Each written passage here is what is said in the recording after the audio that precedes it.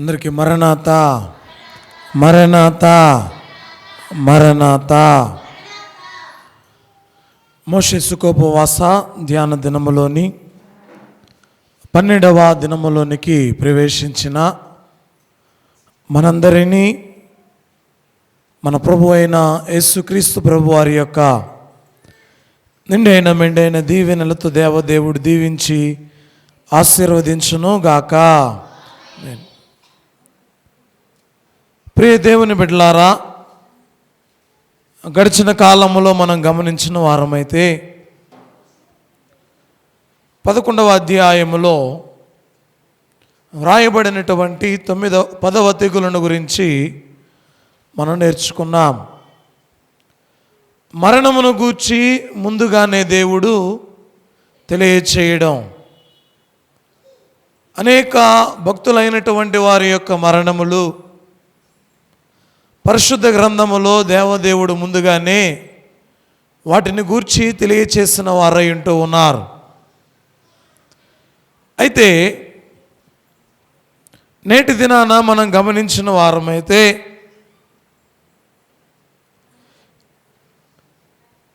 దేవదేవుడు ఇశ్రాయేలీయులైనటువంటి వారికి నూతనమైన ఒక స్వాతంత్ర దినోత్సవాన్ని ఇస్తూ ఉన్నాడు. ఐగుప్తు దేశమంతటా కూడా మహాఘోష పుట్టింది. దేవుడు అంటూ ఉన్నాడు, అట్టిది ఇక మీదట పుట్టదు అంటూ ఉన్నాడు. ప్రపంచంలో పలు దేశాల వారు స్వాతంత్ర దినోత్సవాన్ని జరుపుకుంటూ ఉంటారు. ఒక్కొక్కరి ఉత్సవం ఒక్కో విధంగా జరుపుకుంటారు.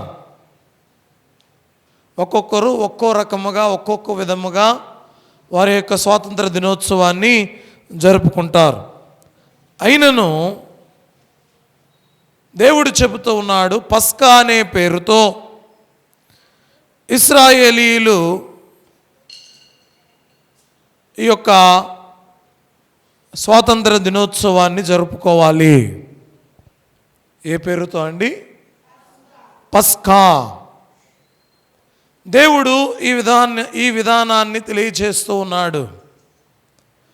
12వ అధ్యాయము టోటల్గా వ్రాయబడినటువంటి మాటలన్నింటినీ కూడా మనం చూస్తే ఇశ్రాయేలీయులకు ఇది ఈ సంవత్సర ఆరంభ దినము ఇదే అని దేవదేవుడు వారికి ఒక దినాన్ని ప్రత్యేకముగా తెలియచేయడం మనం చూస్తూ ఉన్నాం. పస్కా పండుగను నియమిస్తూ ఉన్నాడు. అంతేకాకుండా పస్కా పండుగ కేవలం నేటి దినమే కాదు, ఇది ఆచారముగా ఇది రావాలి అని తెలియచేస్తూ ఉన్నాడు. పులియని రొట్టెలను తినుటను గూర్చి తెలియచేశాడు. ఐగుప్తు దేశములో జ్యేష్ఠ కుమారుని యొక్క మరణమును గురించి తెలియచేశాడు. ఇశ్రాయేలీయుల జనులను ఐగుప్తు నుండి వెళ్ళగొట్టుట, ఈ విషయాలు అన్నీ పస్కా పండుగను గురించినటువంటి ఒక ఘనమైన కట్టడ అనేది ఈ 12వ అధ్యాయములో మనము చూడగలం. అయితే ప్రియ దేవుని బిడ్డలారా, పరిశుద్ధ గ్రంథములో రాయబడినటువంటి ఈ పస్కా పండుగ విధానాన్ని గమనించిన వారమైతే దేవదేవుడు వీటిని గురించి కొన్ని విషయాలు మనందరికీ తెలియచేస్తూ ఉన్నాడు. చూడండి ప్రియ దేవుని బిడ్డలారా, వాక్య భాగాలలో వ్రాయబడినటువంటి కొన్ని మాటలను నేటి దినాన మనం జ్ఞాపకం చేసుకుందాం. ఇశ్రాయేలీయులకు విమోచన దినం అనేది నేటి దినమే. ఇశ్రాయేలీయులు 430 ఏండ్లు బానిసత్వంలో ఉన్న తరువాత వారు ఈ ఐగుప్తును దేశము నుండి వెడలిపోతూ ఉన్నటువంటి దినము ఇదే.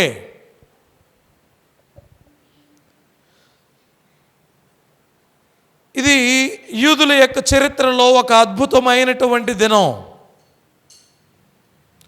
బైబిల్ చరిత్రకు అనగా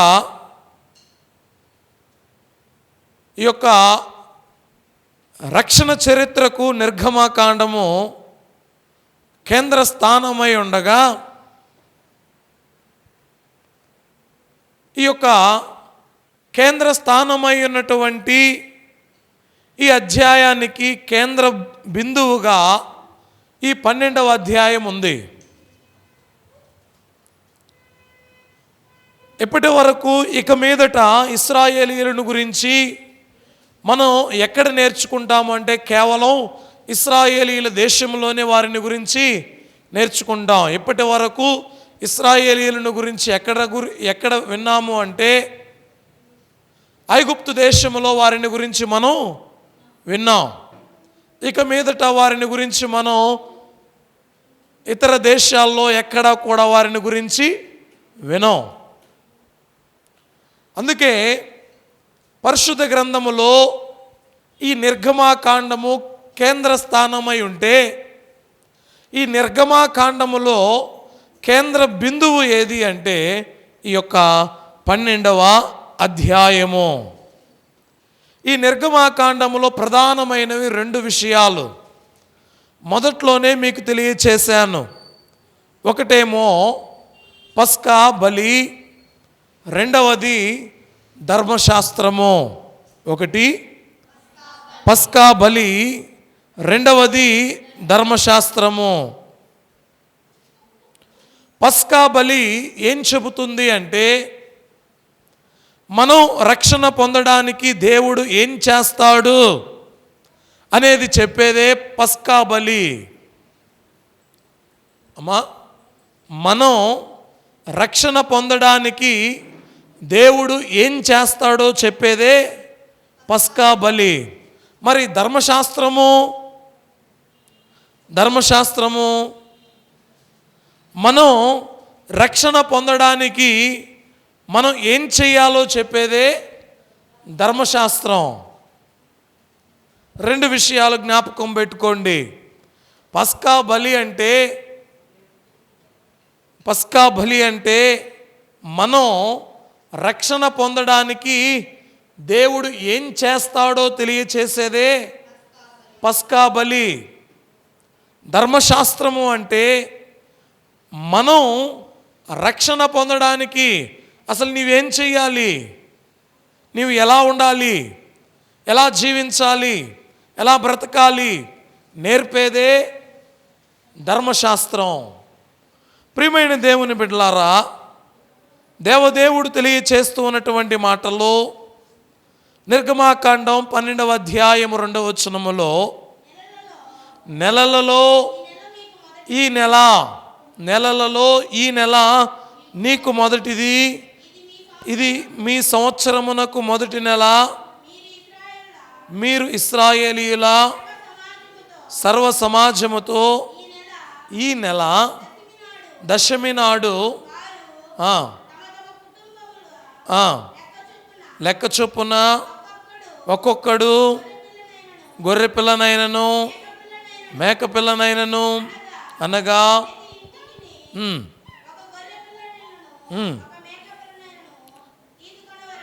చూడండి, దేవదేవుడు చెబుతూ ఉన్నటువంటి విధానము, ఆయన నేర్పుతూ ఉన్నటువంటి మాటలు.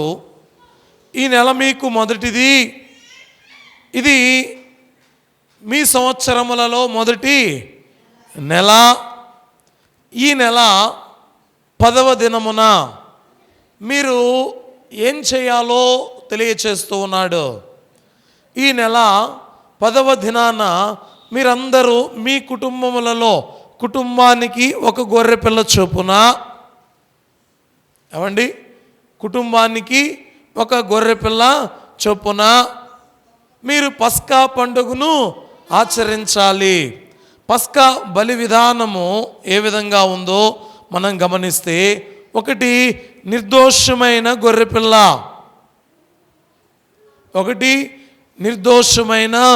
గొర్రెపిల్ల, యోహాను సువార్తలో 1వ అధ్యాయము 29వ వచనములో ఒక మాట వ్రాయబడి ఉంది. ఆ, యోహాను ఇదిగో లోక పాపములను మోసుకొని పోవు దేవుని గొర్రెపిల్ల. చూడండి, దేవదేవుడు తెలియచేస్తూ ఉన్నటువంటి మాట 36వ వచనం కూడా ఒకసారి చదవండి. అతడు నడుచుచున్న యేసు వైపు చూచి ఇదిగో దేవుని గొర్రెపిల్ల అని చెప్పాను. అమ్మా, వాక్య భాగాలలో మనం గమనించిన వారమైతే ఈ వాక్యం తెలుపుతూ ఉన్నటువంటి మాట, ఈ వాక్యం మనందరికీ నేర్పుతూ ఉన్నటువంటి మాటను మనం గమనిస్తే, ప్రియ దేవుని బిడ్డలారా చూడండి, అయా నిర్దోషమైన గొర్రెపిల్ల కావాలి. ఐగుప్తు దేశమునకు వారు వచ్చినప్పుడు ఒకే ఒక్క కుటుంబం. అమ్మా, మొదటిగా ఐగుప్తు దేశానికి యాకోబు కుటుంబముగా తన బిడ్డలైనటువంటి వారిని తీసుకుని ఐగుప్తు దేశానికి వచ్చాడు. ఇప్పుడు వీరందరూ కలిసి ఎంతమంది అయ్యారయ్యా అంటే ఒక జాతి అయిపోయారు. వీరందరూ ఒక మందగా మిగిలిపోవడం, ప్రబలిపోవడం మనం చూస్తూ ఉన్నాం. ప్రియ దేవుని బిడ్డలారా, దేవదేవుడు తెలియచేస్తూ ఉన్నటువంటి మాట, పస్కా బలి విధానము ఏంటి అంటే, ఒకటి నిర్దోషమైన గొర్రెపిల్ల కావాలి.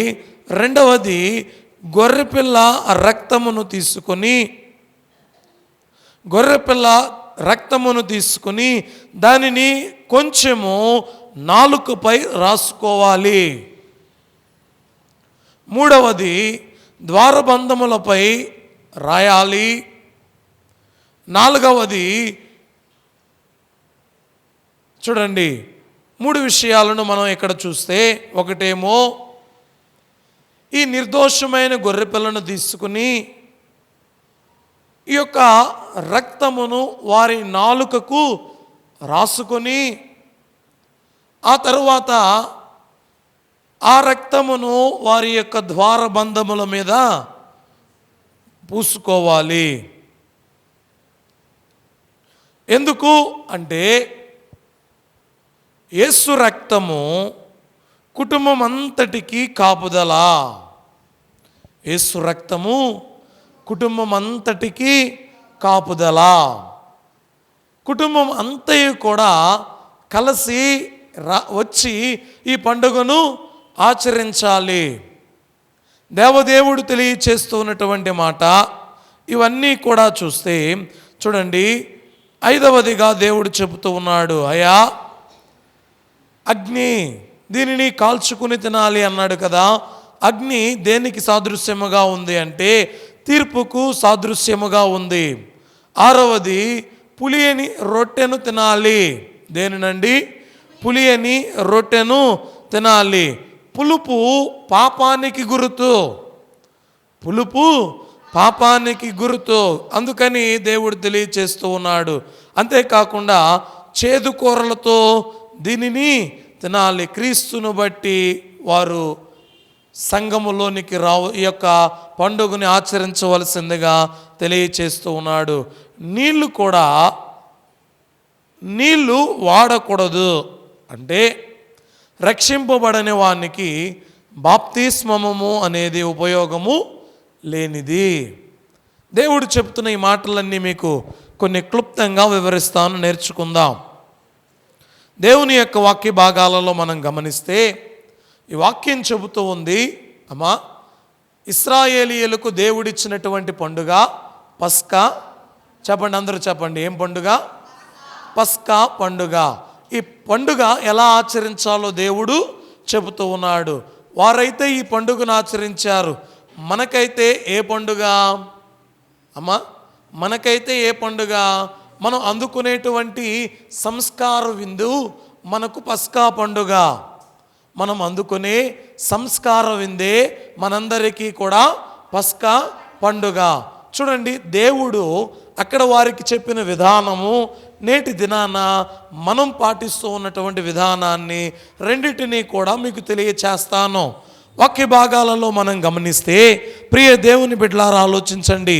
అక్కడ వారు చేయవలసినటువంటి పని పస్కా నిర్దోషమైనటువంటి గొర్రెపిల్ల వారికి కావాలి. ఎవరికండి? కుటుంబానికి ఒక గొర్రెపిల్ల చొప్పున వారు గొర్రెపిల్లను తీసుకురావాలి.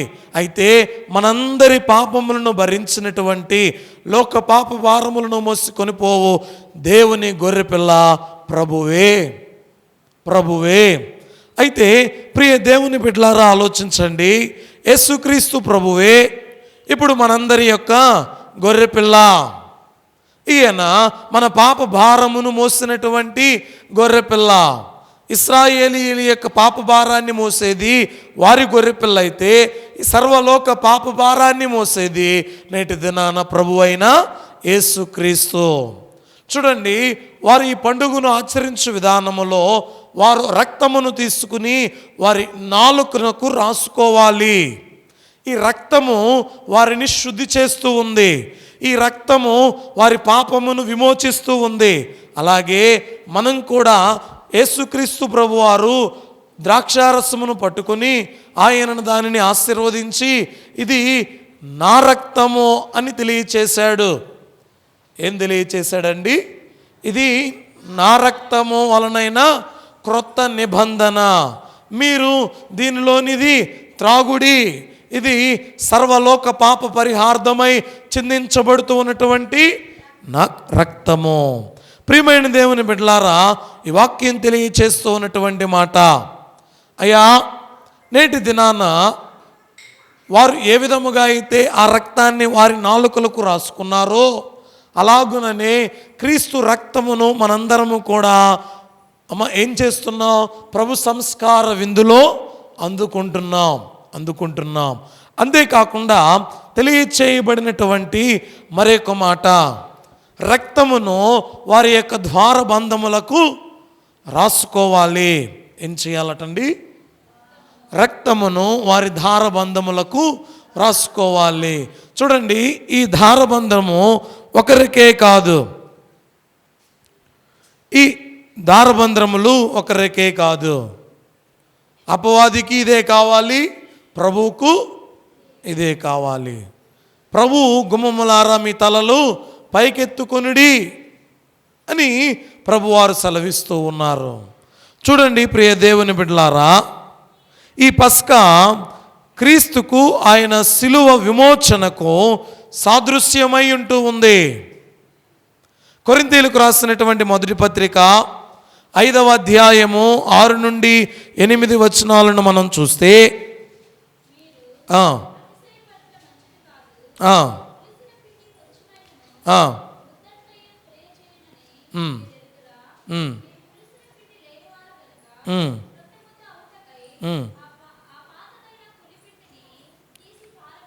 చూడండి, వాక్య భాగాలలో వ్రాయబడుతున్నటువంటి మాటల్లో, అయ్యా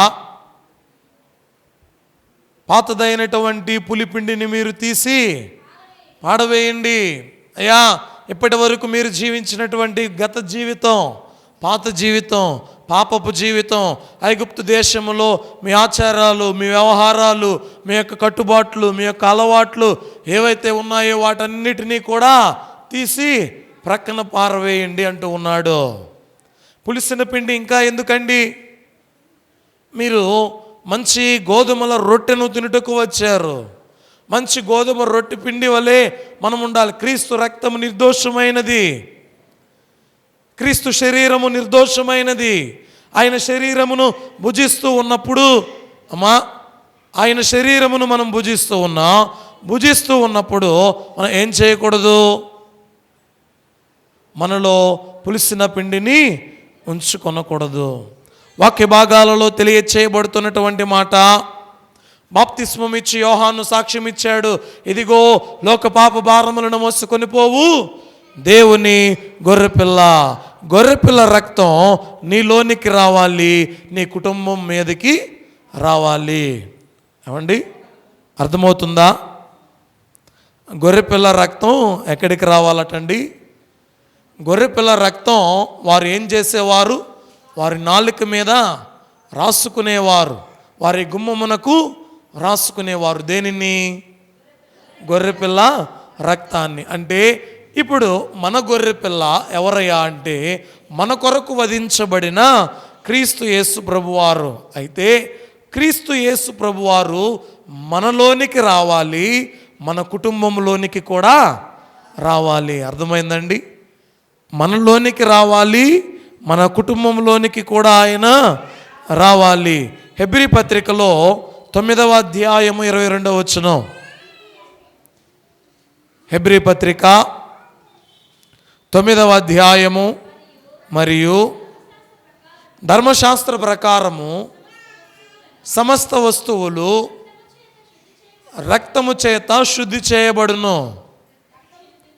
రక్తము చిందించబడకుండా, చూడండి అమ్మా, ఈ మాటలను మీరు కొంచెం జాగ్రత్తగా ఆలకించండి. ఏంటి అంటే ధర్మశాస్త్ర ప్రకారము రక్తము చిందించబడకుండా ఏ వస్తువు కూడా పవిత్రము కాదు, పరిశుభ్రము కాదు. అంతేకాకుండా ఏది కూడా రక్తము చిందించబడకుండా పాపక్షమాపణ కలుగదు. రక్తము చిందించబడకుండా పాపక్షమాపణ కలుగదు. అయితే దేవతి దేవుడు తెలియచేస్తున్నాడు 10వ అధ్యాయము 4వ వచనములో, ఏలయనగా ఎడ్ల యొక్కయు మేకల యొక్కయు రక్తము పాపములను తీసివేయుట. అమ్మ, వాక్యం చెబుతూ ఉంది, అయ్యా ఒకప్పుడు పాత నిబంధనలో ఇదే జరిగింది. పాత నిబంధనలో జరిగింది ఏంటి అంటే గొర్రెపిల్ల రక్తము వారిని పవిత్రపరచింది, గొర్రెపిల్ల రక్తము వారిని శుద్ధి చేసింది, గొర్రెపిల్ల రక్తము వారిని విమోచించింది. అయితే నేటి దినాన ప్రియ దేవుని బిడ్డలారా, ఎడ్ల యొక్కయు మేకల యొక్కయు ఇంకా పశువుల యొక్కయు రక్తముతో పాపక్షమాపణ లేదు. పాపక్షమాపణ లేదు. ఇది అసాధ్యం, ఇది అసాధ్యం. దేవుడు చెబుతూ ఉన్న మాట యోహాను గారు రాసినటువంటి మొదటి పత్రికలో 1వ అధ్యాయము 7వ వచనం. అయితే ఆయన వెలుగులోనున్న ప్రకారము మనమును వెలుగులో నడిచిన ఎడల మనము అప్పుడు చూడండి, యేసు రక్తము ప్రతి పాపము నుండి మనలను పవిత్రునిగా చేయును. అమ్మా, అర్థమైందా? వాక్య భాగములో వ్రాయబడుతూ ఉన్నటువంటి మాట, అయ్యా ఒకటి నిర్దోషమైన గొర్రెపిల్ల. ఏంటి? నిర్దోషమైన గొర్రెపిల్ల. నిర్దోషమైన గొర్రెపిల్ల ఎవరయ్యా అంటే యేసుక్రీస్తు ప్రభు. రెండవది గొర్రెపిల్ల రక్తము. గొర్రెపిల్ల రక్తము నీలోనికి రావాలి. రక్తము చిందించబడకుండా పాప క్షమాపణ అనేది లేదు. రక్తము చిందించబడకుండా పాపమునకు క్షమాపణ అనేది లేదు. రక్తము చిందించబడకుండా మనము పవిత్రపరచబడము. దేవుడు మూడవదిగా చెప్పినటువంటి మాట చూడండి, 12వ అధ్యాయం నిర్గమాకాండం 22వ వచనములో,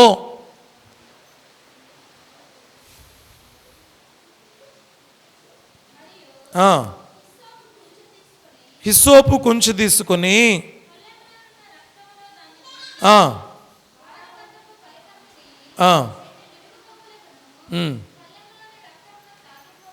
చూడండి, వాక్య భాగములో తెలియచేయబడినటువంటి మాట, అయ్యా గుమ్మానికి హిస్సోపు కంచెతో రాయాలి.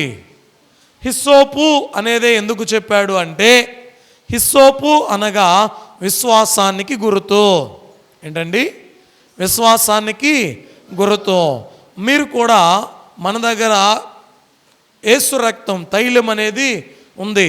మన విశ్వాసం ఏంటి? ఇది ప్రభు రక్తం. ఇది ప్రభు రక్తం. దీనిని నా గుమ్మానికి రాసుకుంటే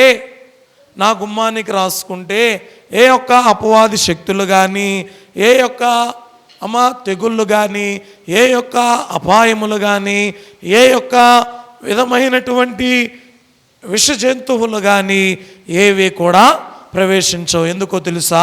గేటు వద్ద దేవదూతల ఘాటు ఉన్నది.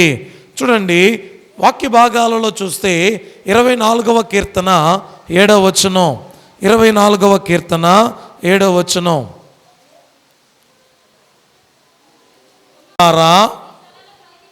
మీ తలను పైకెత్తుకొనుడి,